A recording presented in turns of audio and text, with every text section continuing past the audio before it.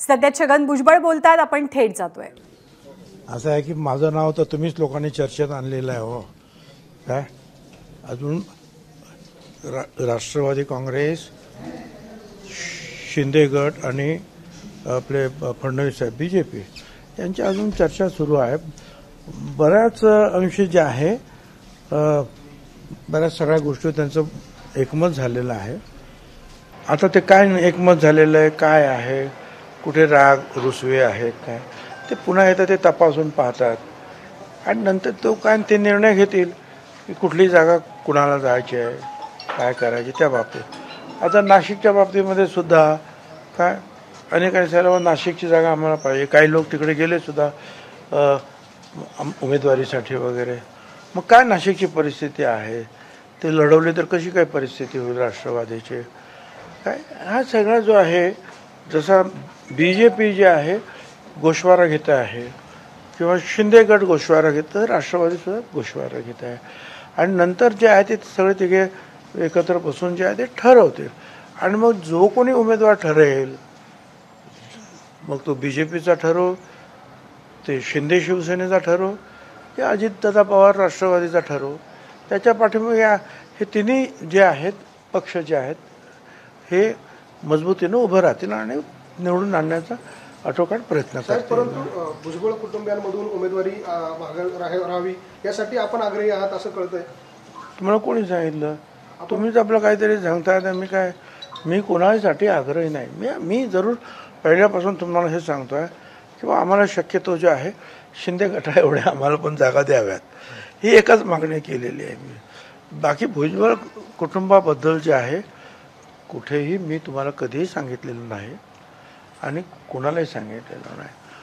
साहेब, साताऱ्याची जागा ही भाजप लढवणार आहे, ती राष्ट्रवादी काँग्रेसची होती. त्याच्या बदल्यात एखादी जागा आपल्याला पाहिजे राष्ट्रवादी काँग्रेसला, अशी एक चर्चा आहेत. ह्या चर्चा काय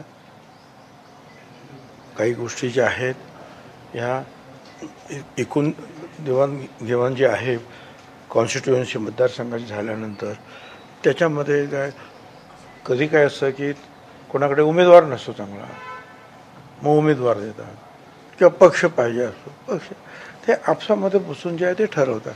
एकूण काय तर या महायुतीचे जे आहे जास्तीत जास्त खासदार निवडून गेले पाहिजेत काय, हा सगळ्यांचा उद्देश आहे. आणि त्या दृष्टीनं एकमत घडवण्याचे प्रयत्न आहेत. आणि मग कुठे काही सुधारणा करायची असेल तर ती सुधारणा पण करण्यात येते. आपण मध्यंतरी मुख्यमंत्री आणि मुख्यमंत्र्यांची भेट घेतली, समीर भाऊ होते, आपण होता. नेमकी त्यावेळेला नेमकी काय मागणी होती किंवा काय चर्चा त्या सगळ्याची? अहो आम्ही गेलो तर आम्ही मुख्यमंत्र्यांना कसं काय सांगू. आम्हाला जर काय सांगायचं असेल राजकारणाचं तर ते अजित पवार, तटकरे, प्रफुल्ल पटेल आणि आम्ही सगळे एकत्र बसून ठरवू. त्यांच्याकडे गेलो होतो कारण त्यांच्याकडे नगरविकास खातं आहे. नगरविकास खात्याकडे सिडको ही संस्था आहे आणि त्या सिडकोमध्ये आमचा एक शाळेचा प्लॉट जो आहे आम्ही घेतलेला आहे काही वर्षापूर्वी. त्याचे काही प्रश्न निर्माण झाले होते तर ते सोडवावेत यासाठी आम्ही त्यांच्याकडे गेलो होतो. बाकी कुठल्याही त्याच्यामध्ये राजकारण वगैरे काही नव्हतं. तुमच्या त्या भेटीने शिवसैनिक अस्वस्थ झाले आणि त्यांनी पुन्हा शिंदेंना जाऊन भेटले. असं आहे की शिवसैनिकांनी काही अस्वस्थ होण्याचं कारण नाही. त्यांना मला सांगायचं की मी पण जे आहे तुमच्यामधूनच इथपर्यंत आलेलो आहे किंवा अनेक शिवसैनिक जे आहेत माझ्याबरोबर जे आहेत साथीदार म्हणून त्यांनी काम केलेलं आहे, सहयोग म्हणून काम केलेलं आहे. त्यांनी काय नाराज होण्याचं काही कारण नाही. कारण मुख्यमंत्र्यांकडे आता महत्त्वाची हे खातं आहे सगळं नगरविकास, त्याच्यामध्ये सिडको, त्याच्यामध्ये अनेक काही खाते आहेत काय. तर ह्या कामासाठी जावंच लागतं ना. सामाजिक न्यायाचं सुद्धा त्यांच्याकडे जावंच लागतं. तर त्या दृष्टीने आम्ही गेलो होतो. बाकी त्याचं काय. आणि ते आलो की 2-4-5 मिनिटात बाहेर आलो. एवढ्या लोक कोण बाहेर येतं काय. राजकारण म्हणजे ते चालतं तास 2-2 तास 4-4 तास. दोन पक्षांमध्ये जी काही उमेदवारीवरून भांडण सुरू आहे त्या पार्श्वभूमीवर आपल्यासारख्या अनुभवी नेत्याचं जर नाव पक्षाने दिलं तर आपली तयारी आहे का लोकसभा निवडणूक लढवायची? असं आहे की जर तरच्या प्रश्नाला राजकारणामध्ये उत्तर नसतं. हे सगळे हायपोथेटिकल क्वेश्चन्स असतात. त्याला कसं काय आम्ही उत्तर देणार. असं झालं तर तसं होईल का, तसं झालं का तसं होईल का. आणि एक आहे की त्या दोन पक्षामध्ये काही भांडणं असंही मी मानत नाही. प्रत्येक पक्षाच्या कार्यकर्त्याला आपल्या पक्षाला ही जागा मिळावी म्हणून प्रयत्न करावा लागतो. त्याप्रमाणे सगळे प्रयत्न करतात, तिन्ही बाजूचे लोक प्रयत्न करतात. त्यामुळे ते चालू आहे. त्याच्यात भांडण आहे असं म्हणायचं काय कारण आहे? मतप्रदर्शन करणं याला भांडण कसं काय म्हणता येईल? नाही, पण राष्ट्रवादी जो दावा करते नाशिकची जागा मिळायला पाहिजे त्याच्यासाठी कॅन्डिडेट तुम्ही असू शकता का? हे पहा, परत आहे, एक तर ते नाशिक जे आहे ती आमच्याकडे आली पाहिजे. नाशिक आमच्याकडे आल्यानंतर जे आहे मग आमच्यातले अनेक लोक जे आहेत उमेदवारी करू शकतात, त्यांच्याबद्दल चर्चा होईल आणि मग एकमताने ठरवतील की कोण आहे ते. आजच कसं सांगणार, एक व्यक्ती डोळ्यासमोर ठेवून मला डोळ्यासमोर ठेवून तुम्ही मला प्रश्न विचारला तर कसं काय होईल?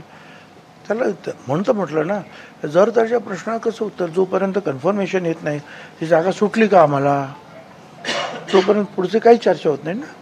महादेव जानकर परभणीतून आपल्या पक्षाचा झाला असं वाटतंय का? कोणाचा प्रश्न उत्तर देऊ? महायुतीमध्ये मनसे सहभागी झाल्यामुळे नाशिकच्या जागेचा पेच निर्माण झाला असं वाटतं? मनसेमुळे कुठेही पेच प्रसंग निर्माण झालेला नाही. मनसेमुळे महायुतीची निश्चितपणे जे आहे शक्ती वाढणार आहे, एवढंच मी सांगतो काय. आणि ते कुठे अडचण करण्यासाठी आमच्याबरोबर आलेले नाहीत काय. आणि पोक्त असे त्यांचे नेते आहेत, राज ठाकरे वगैरे काय, त्यांना सगळं माहिती आहे की काय पाहिजे आहे काय नाही ते, आणि वरच्या पातळीवर ते चर्चा करतात. मी कसं काय त्याच्यावर बोलू? पण त्यांच्यामुळे पेच प्रसंग झाला ह्या गोष्टीला काहीही अर्थ नाही. मध्यंतरीच्या काळात नाशिकची देखील जागा त्यांना मिळेल अशी आता असे अनेक गोष्टी ज्या आहेत ह्या आपणच सुचवत असतो मीडियामधून काय. हा मागतो जागा, तो मागतो जागा, हा नाराज आहे, तो नाराज, याला मिळालंच आहे, आता होणारच आहे, हे सगळे आपणच सगळ्याच्या सगळ्या गोष्टी सांगतात. कित्येक वेळा ते आम्ही ते सजेस्टिव्ह आहे असं समजून जो आहे त्याचा विचार करतात काय. असं काही नाही. तुम्हाला सुद्धा जसे कार्यकर्ते सजेस्ट करतात, सुचवतात, तसं तुम्हाला सुद्धा सुचवण्याचा अधिकार आहे ना. आज साहेब महादेव जानकर परभणीतून आपल्या पक्षाच्या कोट्यातून जागा फायनल झाली. हा असं चाललंय. माझी पण त्यांच्याशी चर्चा झालेली आहे.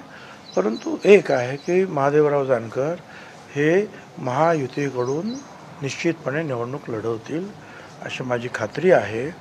आणि मग ती जागा कोणी त्यांना द्यायची, राष्ट्रवादीने द्यायची, त्याने द्यायची, याने द्यायची, या सगळ्याचा उलगडा जे आहे 1-2 दिवसात होईल.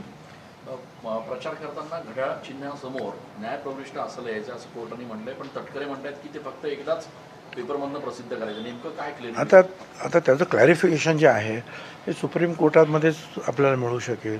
परंतु आपण पाहिलं असेल की मागच्या 1-2 दिवसापूर्वी जवळपास सर्व वर्तमानपत्रांमध्ये, प्रमुख वर्तमानपत्रामध्ये ही जाहिरात आम्ही दिलेली आहे की आम्हाला घड्याळ चिन्ह वगैरे मिळालेलं आहे. परंतु सुप्रीम कोर्टामध्ये सध्या लिटिगेशन चालू आहे आणि वगैरे वगैरे जो आहे तो महिना जो आहे तो वाचलेला आहे.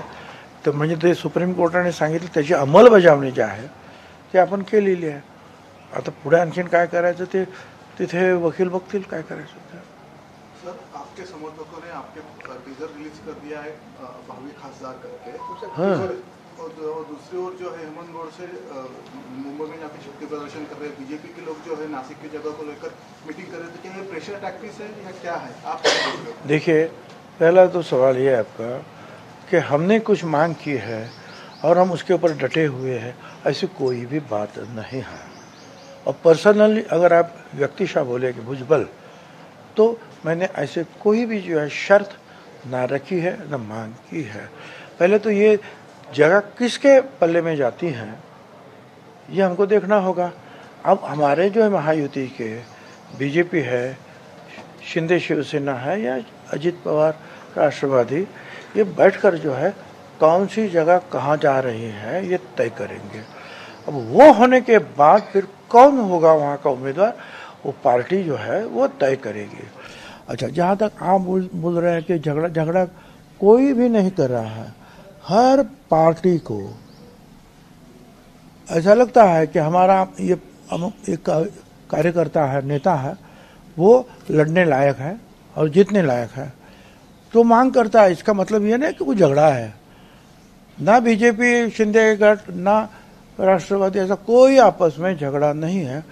ये तो होता है इलेक्शन में, जब टिकट जो है बटी जाती है तो सब अपने अपने समर्थक जो है जाते हैं और मांग करते हैं। और ये भी तो है, जब तक मांग नहीं करेंगे तो नेता लोगों के ध्यान में आती भी नहीं कई बार कि भाई क्या चाहते हैं लोग। तो ये तो होता है, तो ये कुछ नई बात नहीं। आज मैं कितने साल से जो है इलेक्शन लड़ रहा हूँ, करीबन 70 साल से, 1970 साल से। तो ये होता है सब जगह, कोई गाड़ियां भरकर लेके जाता है, कोई क्या है, कोई कैसा है, फिर अपनी अपनी बातें जो अपने नेता के सामने रख देते हैं। भाजपनं धनगरांना आरक्षणाचा वायदा केलेला आहे असा आरोप नाना पटोलेंनी केला आणि दुसरीकडे राष्ट्रीय स्वयंसेवक संघाच्याच एका कार्यकर्त्याने कोर्टात या विरोधात याचिका केली आहे। त्यामुळे सत्ताधारीच अशा पद्धतीने, मला काय माहिती, काय ऐकलेलं नाही, कोण गेलं कोर्टात, त्याच्यावर कोण काय बोल, त्याच्यावर मी काय उत्तर देऊ। सर, आपने कहा बातों में कि हमें शिंदे गुट की जितनी जगह मिले उतनी ही राष्ट्रवादी को मिले। हाँ, ऐसा है, मांगना तो, और देखिए भाई, मांग तो करनी चाहिए ना।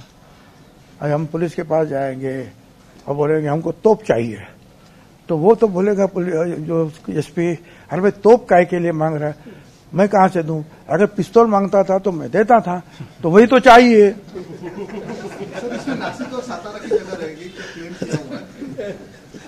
नासिक और सातारा की जगह को भी क्लेम किया हुआ है राष्ट्रवादी ने। हाँ, बिल्कुल किया, बिल्कुल किया। Thank you. ठीक है, बहुत बहुत शुक्रिया, और आपको जो होली की भी शुभकामनाएं।